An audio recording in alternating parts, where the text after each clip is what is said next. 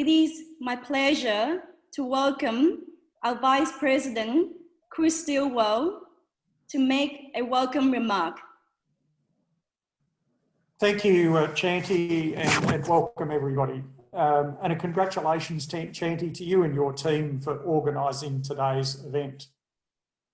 Even though I'm a member of Melbourne Rotary, I'm excited to hear the stories from three very experienced executives who are also three great Rotarians. And they're passionate about community service. It's interesting, with my grey hair, you can see that I've been around a little while. And I'm a fairly long in the tooth experienced executive, and still I work full-time as a professional chairman role and director roles. It's interesting that I find that even now I still learn new skills from other professionals that I work with in Rotary. I think it's a great learning environment. I'm really looking forward to hearing from our three presenters. And I think this learning comes from our Rotary's commitment to membership diversity, and that we have a common mission towards making the community a better place, and common values as to how we work together. So I'm looking forward to the presentation, so I won't delay any further. Chanty, I know that you've got a video that you're going to queue up that's going to give us some examples of Rotary in action. So I look forward to that. Thank you, Chanty, and back to you. Thank you, our Vice President, Chris Stilwell. And here is a 2-minute video.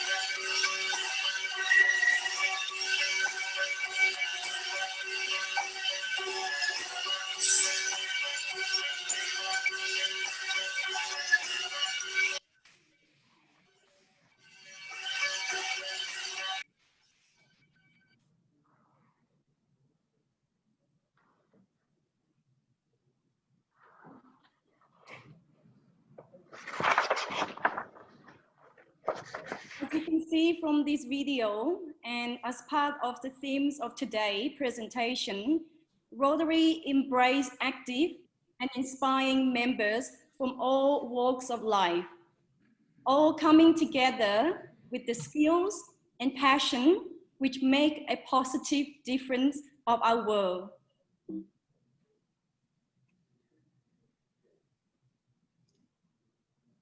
Just going to share with you our webpage.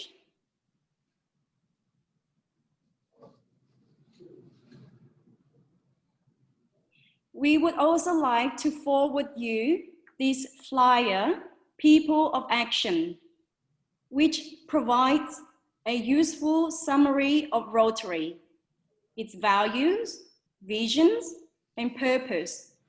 It outlines how you can get involved,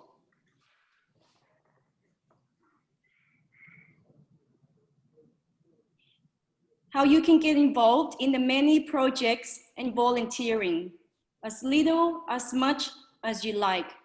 We hope it will be useful to you. I'd now like to introduce to you Deborah Yifu, our MC for today. Over to you, Deborah. Thank you. Thank you, Chanti. Now I'm going to apologise in the outset here. Sometimes my internet is a little unstable, so I hope that it doesn't fail me in this. But good afternoon to everyone. My name is Debian Fu and I'm your MC for this afternoon's session. Now we've got a great lineup of speakers for you, and in line with our video, our speakers today have successfully managed their professional and business careers whilst also contributing to and benefiting to, from their associations with Rotary. So without further ado, I'd like to introduce our first speaker, Quinn Scalzo. Quinn migrated with his family from Italy to Australia in 1955 and became the founder of Scalzo Food Industries, one of Australia and New Zealand's top 50 privately owned board-run food businesses that began operations in 1977. So we can see he's a pretty busy personality. Quinn also is a dedicated Rotarian and is a past president of the Rotary Club of Melbourne. He was awarded a member of the Order of Australia in May 2018, and through all of this has also established the Grace and Emilio Foundation, which is committed to ensuring that children and young people at risk of not meeting their full potential are given the support and need to thrive. People like Quinn join Rotary and is an inspiration to all of us. So I'd like to hand you over to Quinn to tell us his story. But at this point, I'd also like to encourage you to put your questions into the chat box, which we'll attend to after all the speakers have finished. So over to you, Quinn. Thank you, Deb. Good afternoon, everyone, and welcome. It's a great day for us at Rotary Melbourne. My name, as has been introduced, is Quinn Scalzo. I was born in southern Italy, and my family were part of the explosion of migrants coming to Australia after the Second World War. My father was the first to migrate on his own. My mother and two other siblings and I arrived in 1955. It was quoted earlier. A tragedy occurred with my father passing away in 1958, leaving the family in a serious financial situation. To assist in supporting the family, I was selling newspapers outside the then Spencer Street station at the age of 14. I started working at the age of 15, having left my education at Tottenham Technical School in Year 9, and spent the next 15 years working at an importing company, reaching the most senior executive level in that organisation. In 1977, I started my own food business. I have 4 children, all who work in our 2 operating businesses, food and property. My son Michael runs the food business.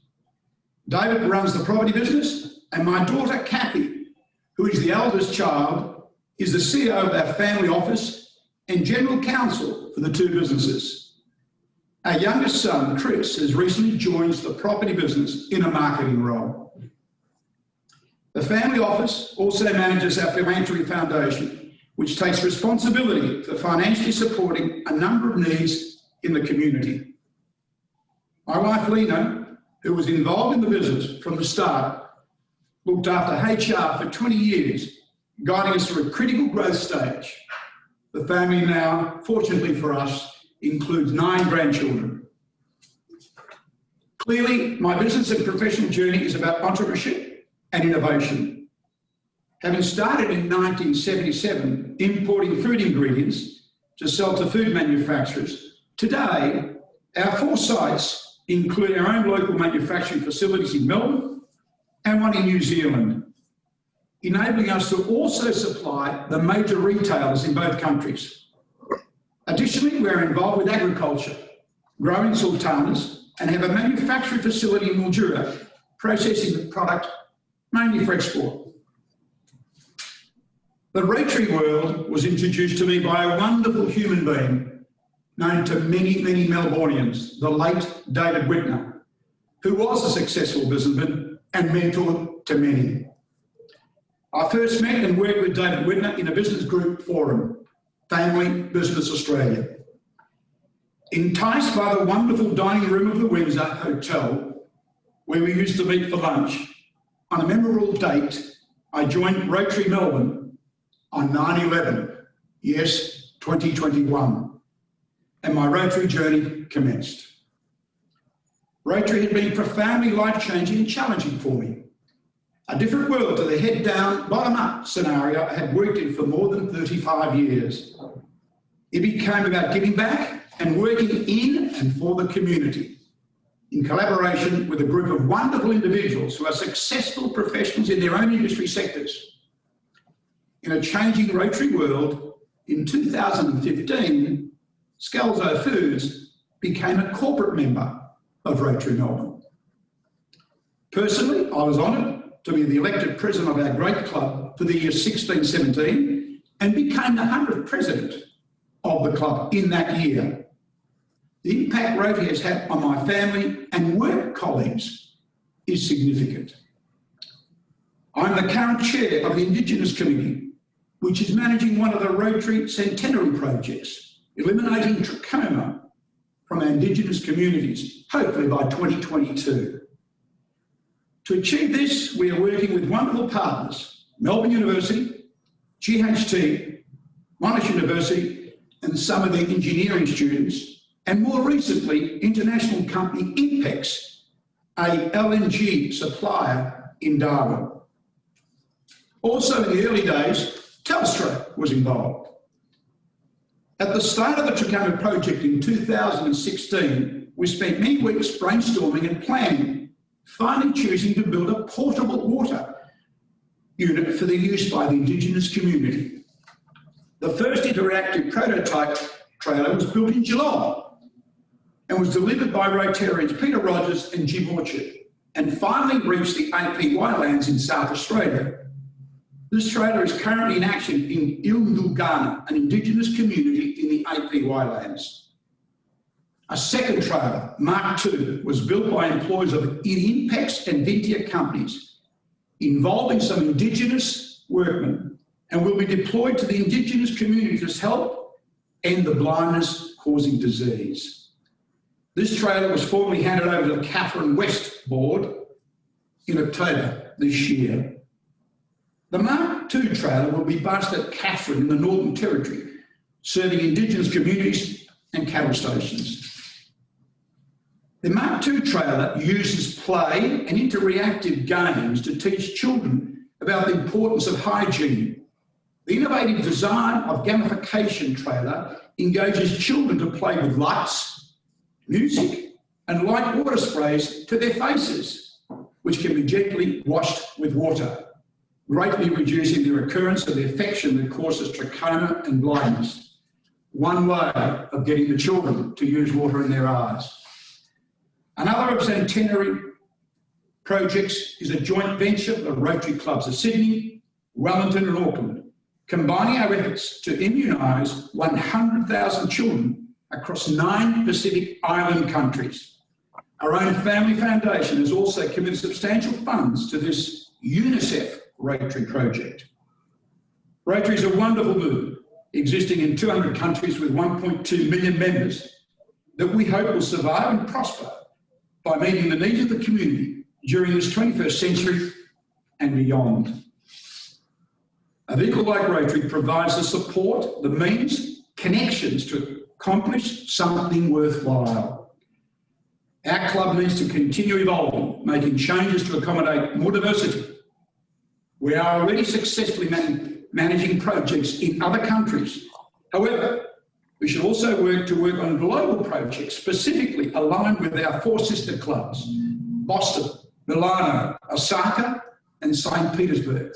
So there's plenty of the world that if you join Rotary Melbourne, you can touch. Our seat in the United Nations needs to continue meeting the needs of the world's underprivileged, promoting the use of peace and educating the young, in particular girls. In summing up, I have gained enormous satisfaction in being involved in projects such as those referred to. My life has been enriched by meeting, working and forming friendships with many dedicated professional people who bring great wisdom to the way we approach and deliver our projects. My message to you today, and anyone who has thought about joining a community group, consider Rotary Melbourne, the oldest and largest club in Australia and New Zealand, because everyone wants to make a difference, and this is a wonderful way of doing it. Thank you for your attention. Thanks, Deb. Thank you, Quinn. Yes, Rotary is like a family, and you know, family is important to the success of Rotary as well. So what's also interesting about your story is your diversification. You've gone from growing sultanas to you know, treating trachoma in the Indigenous communities. So well done. I think it's a great example of the diverse type of things that you can do in Rotary. So I'll now introduce our second speaker. Our next speaker is Sandra Hills. Now, Sandra is the CEO of Benetas, one of the leading not-for-profit providers to older Australians of residential care, in-home care, respite care, allied health and retirement living in Victoria. Through her effective leadership, Sandra has led Benetas to diversify its services to meet new and future demands in a specific focus on innovation, research, workforce development and sustainable physical growth. Now, like Quinn, Sandra has also been awarded a Medal of the Order of Australia in the General Division in 2017 for her service in aged care and promoting women in the workplace in Victoria. Sandra continues to work in leadership roles within the community and applies those skills to Rotary. Rotary needs people like Sandra, and diverse organisation like Rotary fits well with people like Sandra. So it's over to you, Sandra, to tell us your story. Thanks, Deb. I hope everyone can hear me okay. And one of the things I like about Zoom meetings is you get to put your lipstick on. You take your mask off and you can put your lipstick on. I'm sorry, this is such a boring office. It's a broom cupboard in a makeshift office. So there you go. I've normally got a more exciting office. Anyhow, I've got to keep an eye on my watch here. So you heard a bit about what I currently do. So I'll give you a bit more background information. I've only ever worked in mission-based or what they call third sector organisations. I've worked in local and state government, and I've only worked in the health and human services sectors, but I've just about worked in every human service sector known to mankind. I've worked at roles in the front line, middle management, senior management. I've done project work and I've done change management and also policy work. I've quite deliberately chosen a number of roles, and on many occasions I've actually chosen to move across rather than up so that I could increase the depth of my expertise. In terms of qualifications, I actually started out as a nurse, although my husband doesn't let me give him injections anymore, so I think that might be saying something.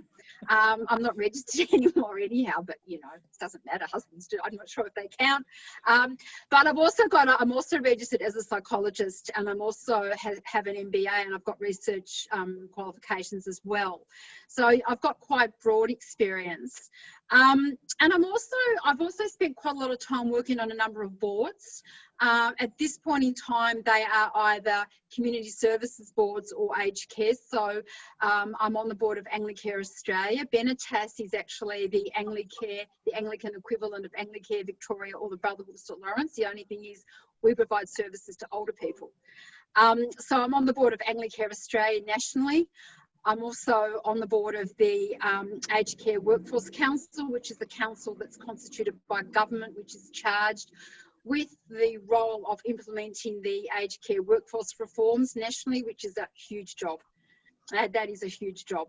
And I'm also on the National Aged Care Alliance, and I've also just finished up on Community Chefs Board, which was an organisation that was looking at food insecurity. I really enjoyed that board.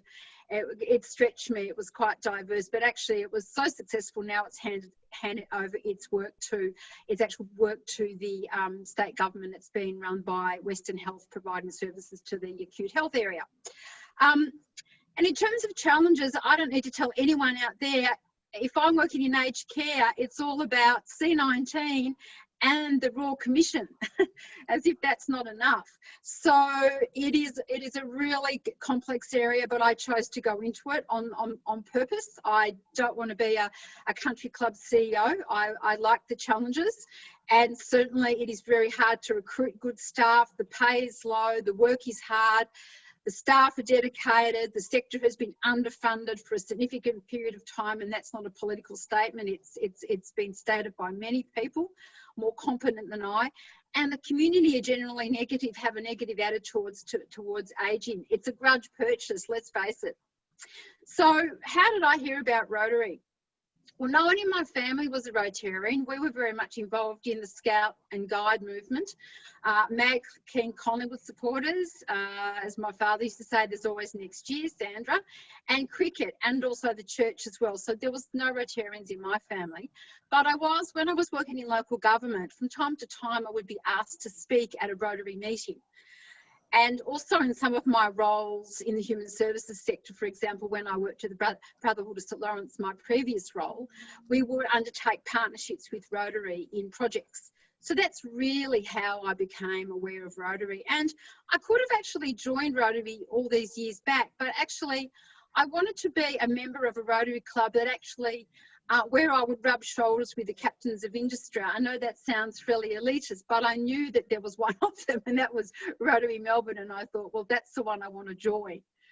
I've been a member for 10 years, and as I said, I really was attracted by the diverse background of members, the number of the members. I think, I'm sure somebody will correct me if I get this wrong, but there's around about 300 members, which is quite large, and also the range of projects that Rotary Club Melbourne are involved in. So in terms of why I joined, I had a strong sense that if you can do more to assist, then this is what you should do. I came from a very comfortable background in Balwyn, had a very good upbringing, and I've always felt that, you know, I don't want to die with my potential intact, and I should be grateful. A lot of where you're born is luck in life. A lot you put in, but a lot of it's luck. And I feel very strongly about giving back.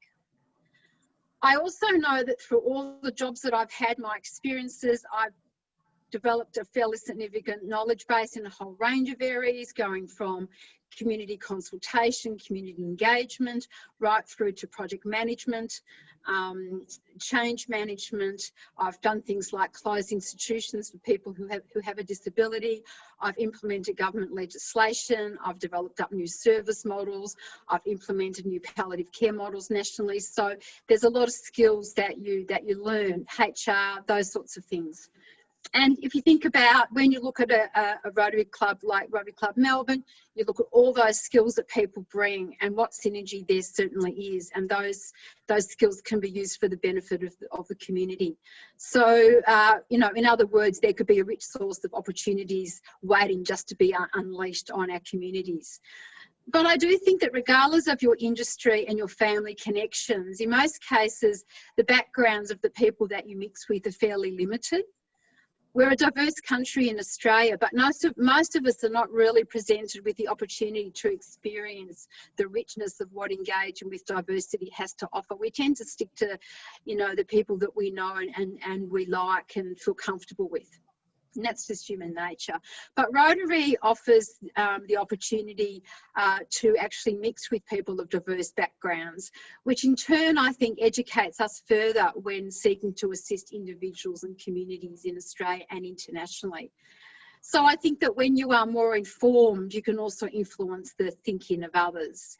And also to those of you out there who are thinking about your career development, just to say to you that, you know, obviously there are some career development opportunities here for you too, particularly from the area of social and governance. If you look at the social governance environmental framework, there are some real opportunities for you. So in terms of what impact has Rotary had on me, well, I see that it's a maturing relationship that grows and strengthens over time, you know, maybe like a good wine or something like that, or a cheese maybe, for those of you that don't drink. But for me, it hasn't been a big one bang. You know, it's not, you know, I want to feel instantly gratified. I'm channeling my marketing people here. But you know, it's not like that for me. I never expected that. You've got to put in and you'll get back.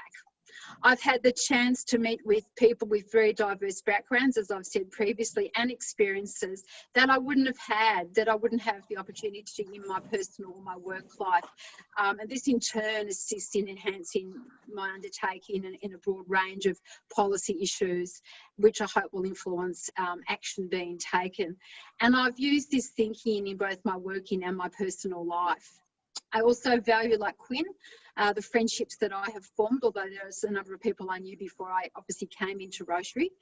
And also, this is important for those of you out there who are CEOs or in senior management. As a professional at the most senior level in your organisation, it's very good to have the opportunity for others to see your non-CEO face. There are very few times I go somewhere where I've got to say something, do something, watch my P's and Q's, don't swear, you know, make sure I look good, you can't drink too much.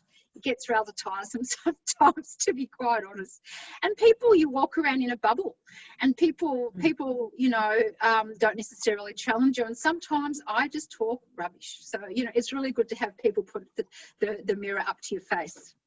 So, my final thing I just wanted to share with you is if you were thinking about joining Rotary, and you should, and you're busy and you're very involved, and you've heard about my life and Quinn's life, and you'll hear about Peter's soon, I would say to you that don't just automatically say, no, I'm busy, I can't do it. I would suggest to you that you work out what time you think you can commit realistically, not dreaming here, and where your strengths and interests are. And to start out small when you join, and join something, volunteer for something where you'll get to know as many people as possible, like the reception committee, which of course we don't have at the moment, but it will be back. And then you have to learn people's names, otherwise it gets a bit embarrassing. Join at least one committee. And if you have a busy professional life, look for engagement that will suit this. For example, what I do is I normally say to the current president, I will say, or the vice presidents, I'm happy to do short-term projects. Give me some short-term projects, but I can't have anything long. In terms of some examples of projects or activities that I've been involved in, or currently or have been involved in, the Health and Ageing Committee, I take the minutes there. I've also been involved in a number of projects that I have led, for example, the Social Isolation Project, which also had a technology component. Advanced Care Directives and the Power of Attorney projects. I currently manage the Master of Ceremonies rosters, as well as being one of the MCs. With my psychology and people background, I've managed a number of inbound and outbound with the Student Exchange. I've been the inbound and outbound counsellor on a number of occasions. And also I have been a member of the Nominating and Horizons Committee. So I hope that that's provided some of you with some insight if you are sitting there thinking, well, I'm really too busy and I can't do anything. I just started out small, so I hope you got something out of that. Thank you, everyone. Good on you. Good. Thank you, Sandra. I found myself nodding my head and listening to a lot of the things that you said, and I can truly relate to everything that you said. And, you know, you probably don't know it, but you're a captain of industry now, so anyone wanting to join can be rubbing their shoulders with you too. So I think you're truly an inspiration for that. So on to our third speaker, Peter Dakin. Peter has in excess of 30 years in career transition and outplacement, executive search, recruitment and contracting. Initially, he established his own HR consultancy, Dakin Management Group, initially specialising in executive contracting and recruitment, and subsequently moving into the area of career transition and outplacement services across government, private and not-for-profit organisations. Peter has contacts everywhere in the commercial and sporting arenas, and this wealth of commercial and HR experience is truly beneficial to Rotary. Peter is involved in so many committees and clubs, far too many to mention, including being the past president of the Rotary Club of Melbourne. So much of this success has its beginnings in Rotary, and I'll leave it to Peter to tell you how it all started. Thanks, Peter. Thank you, Deb and Shanti, and I'm delighted to have the opportunity to share some of my Rotary story with those of you who've taken the time to join our session today. Hopefully my comments, along with those of Quinn and Sandra, will encourage some of you to seriously consider joining our Rotary Club, or if distance was an issue, perhaps another Rotary Club. There's plenty around Melbourne, suburban and regional areas. To that end, I plan to briefly summarise on my business career how I came to join the Rotary Club of Melbourne and the benefits I've gained in terms of volunteering, community projects, friendships, camaraderie and business connections. Having qualified as an accountant, I worked for several years in manufacturing and engineering as well as venture capital. I realised that bean counting was not for me, and as I much preferred connecting with people, I established my own human resources consultancy, as Deb mentioned. And in the early days, I did specialise in executive recruit and executive contracting. But in 1986, I pioneered the provision of career transition and outplacement services. And I continue to really enjoy supporting people who have lost their jobs and assisting through their career transition. The success of both our recruitment and outplaced business has been very dependent on the economic conditions that have prevailed. Sadly, the demand for career transition is getting much busier due to the disastrous impact COVID-19 is having on so many businesses and not-for-profit organisations. We'll come back to that a little bit later. In addition to Rotary, I really have enjoyed a lot of sport myself, and you know, I was in fact on the committee of the Melbourne Cricket Club for over 10 years, president of Kingston Heath Golf Club during our centenary, president of Powerhouse Amateur Football Club at Albert Park. I got involved chairing 34 sporting clubs at Albert Park, and on the Parks Victoria subcommittee when the Grand Prix was announced. And so that got me involved with a whole range of sports and community activities, but seemed to juggle it with business commitments as well. My Rotary journey commenced in 1988, a long time ago, when I was invited to join the Rotary Club of Melbourne by a former colleague. In those days, Rotary clubs strictly adhered to ensuring a cross-section of members represented a broad range of vocational and professional disciplines, and I held the classification of personnel and human resources consulting. At the time, the Rotary Club of Melbourne had well in excess of 300 members, and as we do today, we met on a Wednesday for lunch, generally with 60 to 70% of the members in attendance, plus a range of guests. And as time goes by and people have got busier, it's sometimes hard to keep up your commitment, but that's not an issue. Today, our luncheons still run from 12:30, 12:40 to 2 p.m. sharp, albeit with slightly lower numbers, and we always have interesting high-profile guest speakers, as well as club members who present on many of the club community projects and not-for-profit organisations we support. both locally and internationally.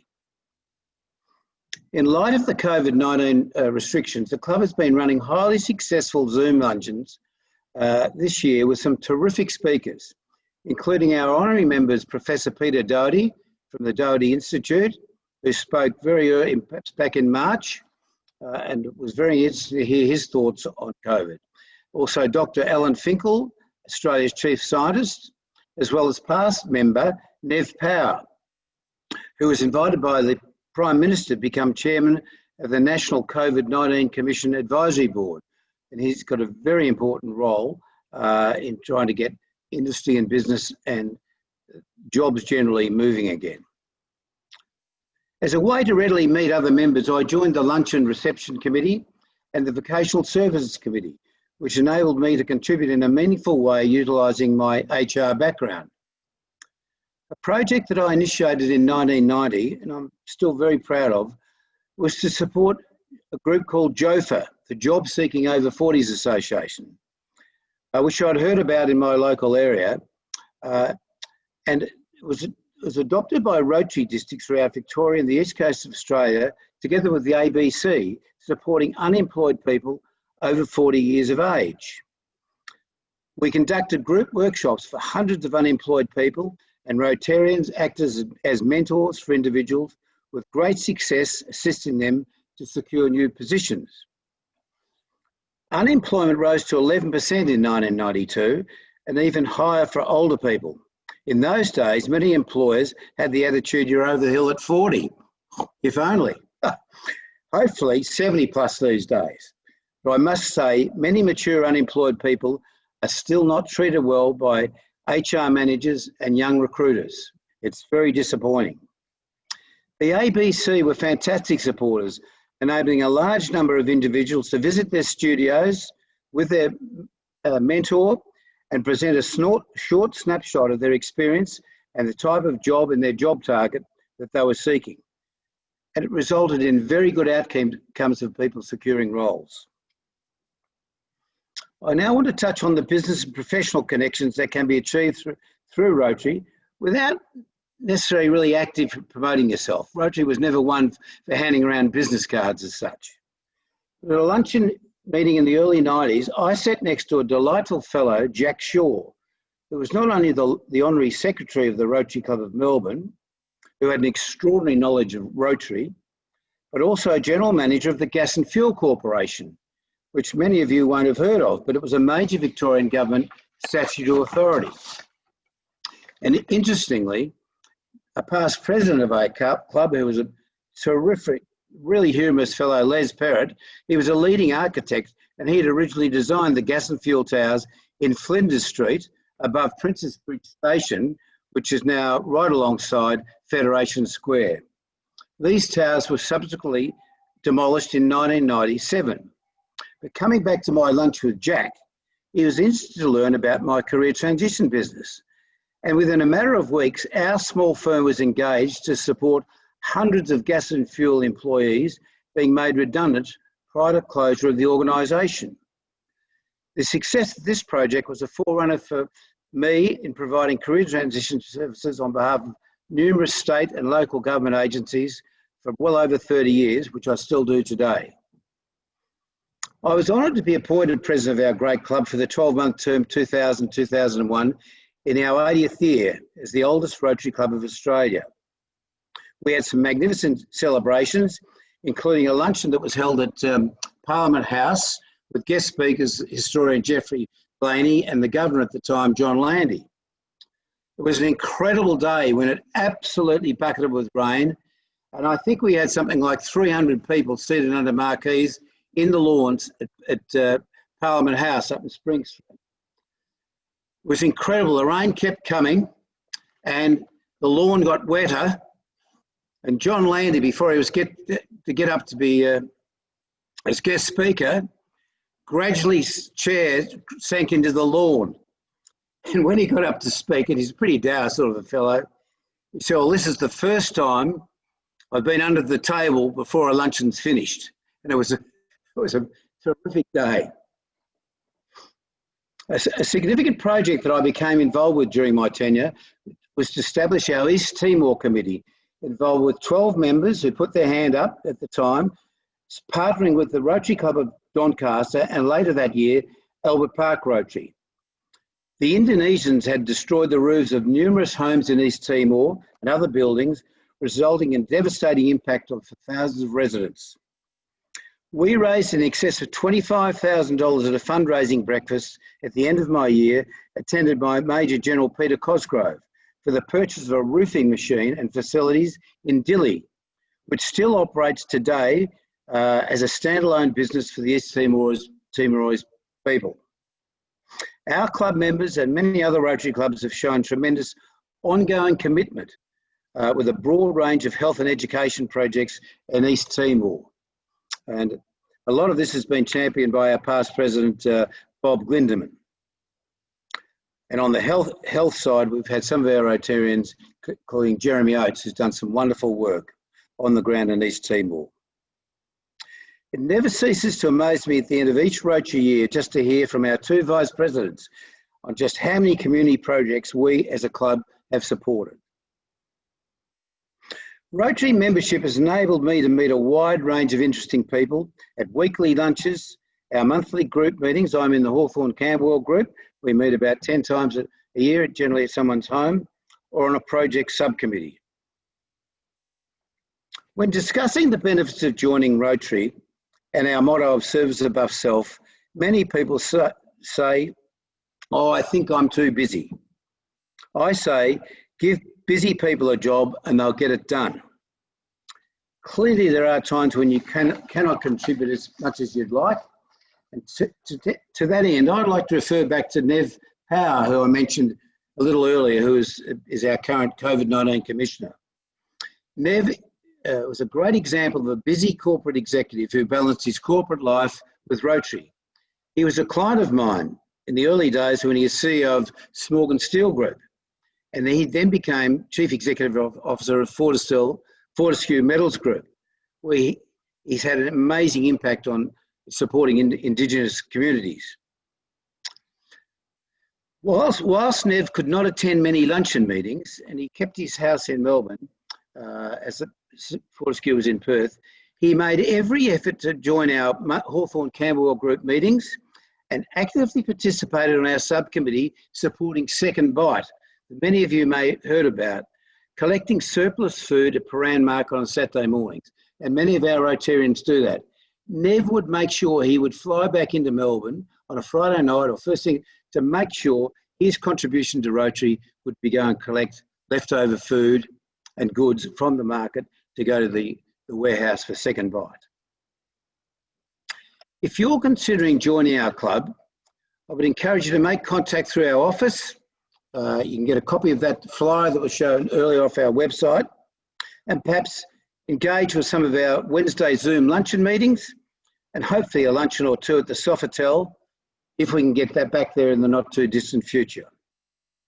If you then proceed to become a member, you'll have the opportunity to put your toe in the water, and with the assistance of a mentor, determine where your background and interest could be best utilised in a volunteering capacity. Our club is embarking on our centenary year as the oldest Rotary Club in Australia and continues to encourage a broad and diverse membership. And I do hope that you'll seriously consider this avenue of service. We've got from young to very old people into their 90s who still actively contribute and enjoy the camaraderie of the club. So thank you very much, Deb and Shanti and Chris for facilitating today. And it's been my pleasure to make a few comments on what I think has been a fun journey and I've met a lot of interesting people. Thank you.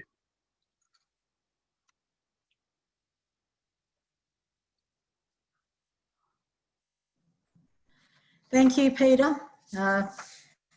Another successful and beneficial interaction with Rotary. I think you certainly have got so much out of it, and I think Rotary as well has benefited from your joining and being a president of Rotary. So, an impressive bunch of speakers, so also diverse in their background and all bringing something different to Rotary. As members of Rotary, we all get to use our skills and strengths. We also benefit from being with others and learning from their experiences and expertise, like people like Quinn, Sandra, and Peter. So one thing I did get out of this was, you know, you're all very busy people, but there's no excuses for joining Rotary. You can't say that you don't have time. It is about management of your own time. And I think we're all professionals, and we've been doing that through our professions. So you just have to manage your skills, because you'll get so much out of being part of Rotary. So it's now question time, and just want to see if there's any questions from the floor. Is there anyone who's itching to ask a question? Please put your hand up. No, we haven't got. We've got a lot of comments, great presentations, and great to hear the details and the stories. And I think it's always good to hear stories and making, I mean, convincing you that, you know, busy people can also make great contributions to places like Rotary. But the other thing is, you're doing things that are outside your core strengths. I mean, you know, Quinn growing sultanas and then treating trachoma. You know, Peter, you know, sporting industries and East Timor projects. I mean, you know, these are quite diverse things, but underpinning all of that are your skills that you contribute to Rotary. So, Deb, I was going to start off with a question of my own, if I can do that. Quinn, we heard Sandra and Peter talk a little bit about what they've got from Rotary, and your career is private business, like myself, and been involved with FBA. What's the learnings that you've actually got out of Rotary over the journey that's helped in your business career? Thanks, Chris. For me, it's been interesting. One of the first things I learned was humility. You know, in a business, you're always often talking about very large sums of money. In Rotary, it's the opposite. Often you're talking about hundreds of dollars, sometimes you're talking about thousands of dollars, sometimes you're talking about tens of thousands of dollars.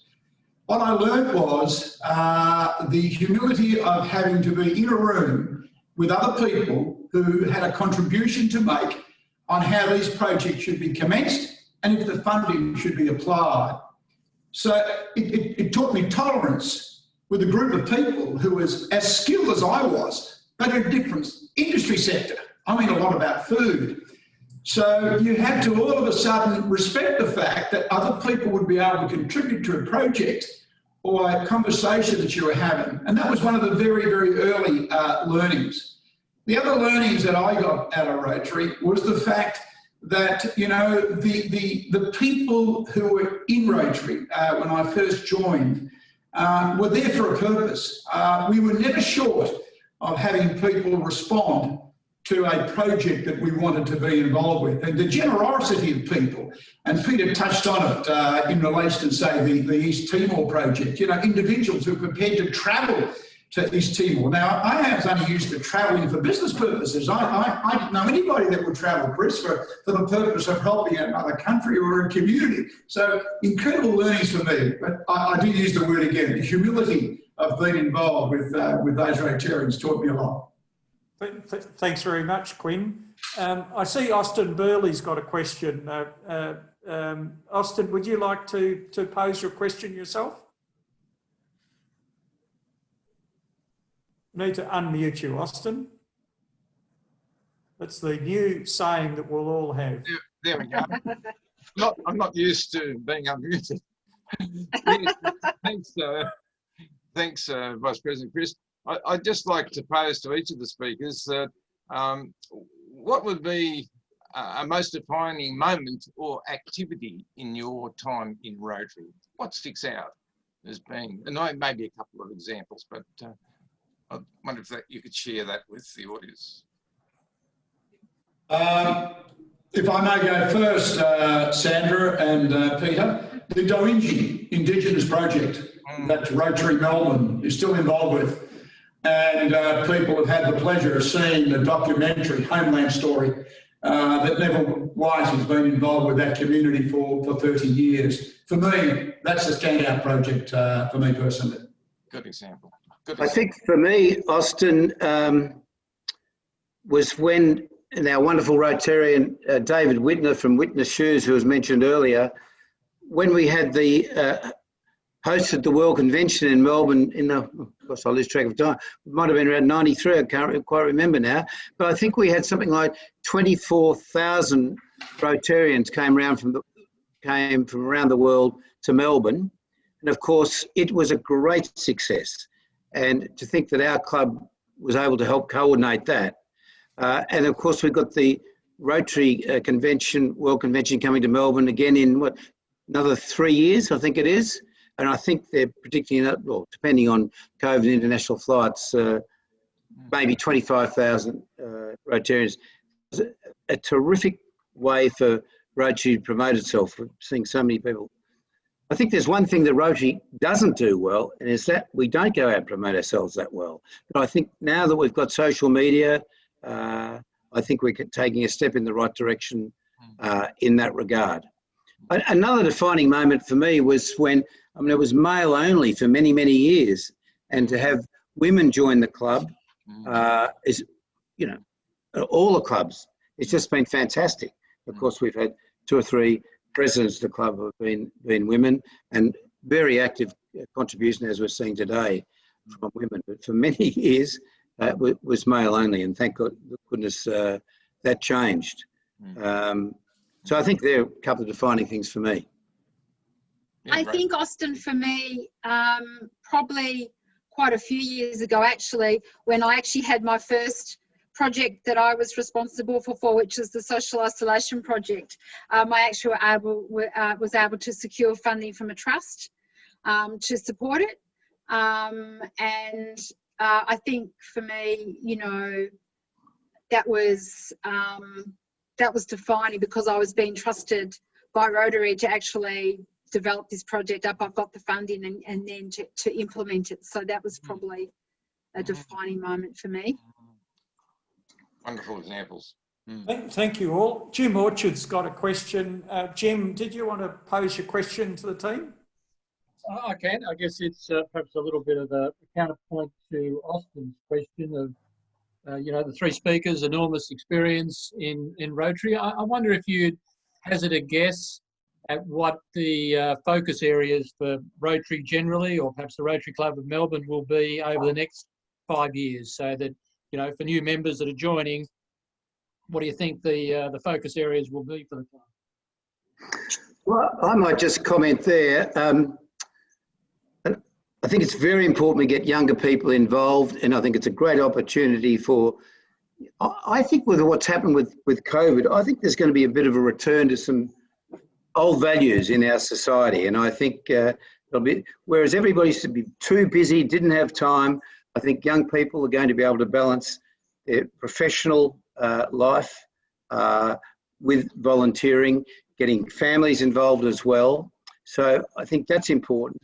But also people of more mature years who do lose their jobs, but most people are living longer and will continue to live longer.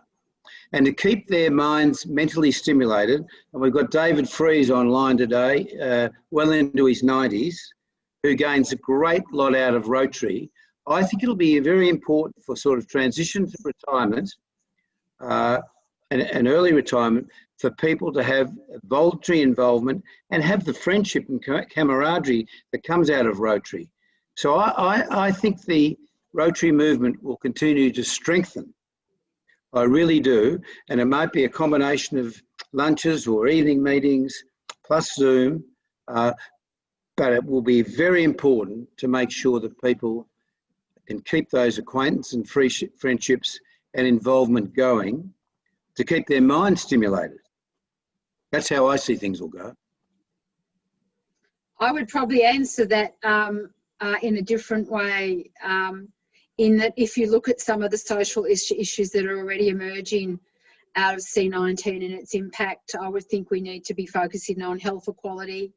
And this is not just within Australia, but obviously overseas. So in the Pacific nations where we already do work with vaccinations and things like that, I think that's going to be more crucial, even though they haven't been as impacted during C19. I think the whole issue of homelessness and housing security is a huge issue, Jim. And I also think that employment and job security, and particularly, and obviously education, but obviously job security, we know that, well, now it's sort of like the over 30s, not the over 40s. I think there's some of the areas that, so some of the gains that have been made, over a number of years in terms of, poverty of opportunity and those sorts of things, and some of the social gains, I think some of those might go backwards, issues around childcare and women and access to work.